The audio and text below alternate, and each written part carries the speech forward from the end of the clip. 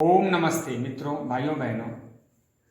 आज मैं आपको सोचने का सही तरीका, हाउ टू थिंक, इसमें मात्र छोटे और बिना कोई टेक्निकल बातों में या शब्दों में उलझाए हुए बिल्कुल सिंपल जो सामान्य आदमी समझ सकता है, एक बात समझाने जा रहा हूँ। कैसे हम सोचें, how to think, how to consider, चीज़ों कैसे विचारें जो तनाव ना दे बल्कि खुशियाँ दें। देखिए, जीवन गुजर गया तो जीने का ढंग आया, सम्मा बुझ गई तो महफिल में रंग आया। आयु ने तेरी तब हथियार फेंक डाले, यमराज फौज लेके करने को जंग आया। 14 वर्ष वनवास सहे उम्र कटी रोते रोते, तब जाके बात समझ आई सोने के हिरन नहीं होते। जब समय थी समझ नहीं आया, अब समझ आ रहा है समय नहीं बचा।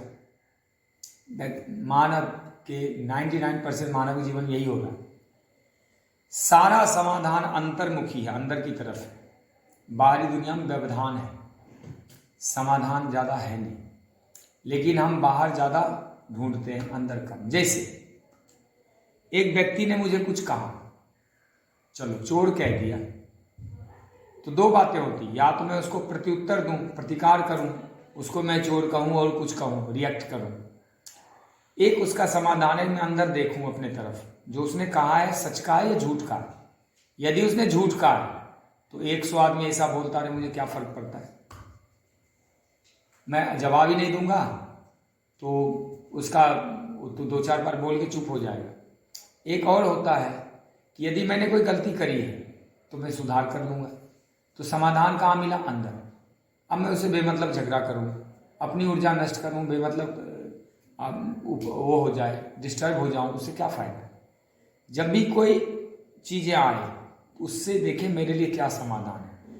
कठिनाइयों में बहुत सारे अवसर छुपे होते हैं, आपदाओं में अवसर छुपे होते हैं, विपत्तियों में अवसर छुपे होते हैं। भगवान राम जैसा, भगवान राम को 14 वर्ष का वनवास मिला था, तो उन्होंने कहा माता तूने तो मेरे लिए उन्नति और आनंद के द्वार खोल दिए, 14 वर्ष मौज करूंगा, कहाँ कहाँ घूमूंगा फिरूंगा, किन किन ऋषियों के दर्शन करूंगा, क्या क्या मैं प्रकृति की शरण में जाऊंगा, कहाँ कहाँ दृश्य रमणीक दृश्यों को देखूंगा, यहाँ तो राजमहल में घुट जाता। तो ऐसा ही विचार आप भी कर सकते हैं। मैं आपको एक क्लिप छोटे से एक नाटक के द्वारा आपको समझाना चाहता हूँ। देखिए, इन्होंने आज 500 रुपये कमाए, इसने भी आज 500 रुपये कमाए। ये बड़ा इंटरेस्टिंग है, विचार कीजिएगा। दोनों ने 500 रुपये कमाए। अब देखिए, ये इसके 50 रुपये, ये 50 रुपये इसके भी चोरी हो गए या गुम हो गए, और 50 इसके भी गुम हो गए। बात को समझना है। अब इसके 50 रुपये गुम हो गए, अब ये रो रहा है कि मेरे 50 रुपये गुम हो गए। तू बोल रहे मेरे 50 रुपये गुम हो गए, बहुत दुखी हूँ। बोल, मेरे 50 रुपये गुम हो गए, मैं बहुत दुखी हूँ। ये बहुत दुखी है, 50 रुपये गुम हो गए। फिर से बोल, 2-4 बार बोल, मेरे 50 रुपये गुम हो गए, मैं बहुत दुखी हूँ। फिर बोल, मेरे 50 रुपये गुम हो गए, मैं बहुत दुखी हूँ। देखिए, इसके 50 रुपये गुम हो गए, बहुत परेशान है। अब इसके भी गुम हुए। तू बोल, मेरे 50 रुपये गुम हो गए, लेकिन मेरे 450 रुपये बचे हुए। बोल, मेरे 50 रुपये गुम हो गए, मेरे 450 रुपये बचे गए। तुम बार बार बोल कि मेरे 450 रुपये बच गए, मेरे 450 बच गए, मेरे 450 बच गए, मेरे 450 बच गए। देखिए, यहीं पे समाधान है। इसका व्यवधान ये है कि ये पूरी शक्ति को फोकस कर रखा है कि मेरे 50 गुम हो गए, और इसका समाधान ये है कि ये सोच रहा है 50 गुम होके 450 बच गए। 10%, 5% गुम हुआ। जितने रकम मैंने आज कमाए थे, मात्र 5% गुम हो गए, 95% में बच गए। और ये 5% पे फोकस कर रखा है, भाई मेरे 5% क्यों गुम हो गए। अब ये रो रहा और ये हंस रहा है। घटनाएं एक ही हुई है, लेकिन दोनों की मनोवृत्ति में अंतर आया। एक को सुख मिल रहा है, एक को दुख मिल रहा है। यही हमारे जीवन में होता है। बस इस क्लिप के माध्यम से समझाना था, सोचने का तरीका बदलना है। किसी को चोट लग गया तो ऐसा भी सोच सकता था कि मेरे टांग बच गए, पूरे टांग टूट सकते थे, कट सकते थे। किसी टांग कट गए, ये भी तो सोच सकता है कि मेरे 2 हाथ और 1 पैर बच गए, सिर्फ एक टांग टूट के रह गए।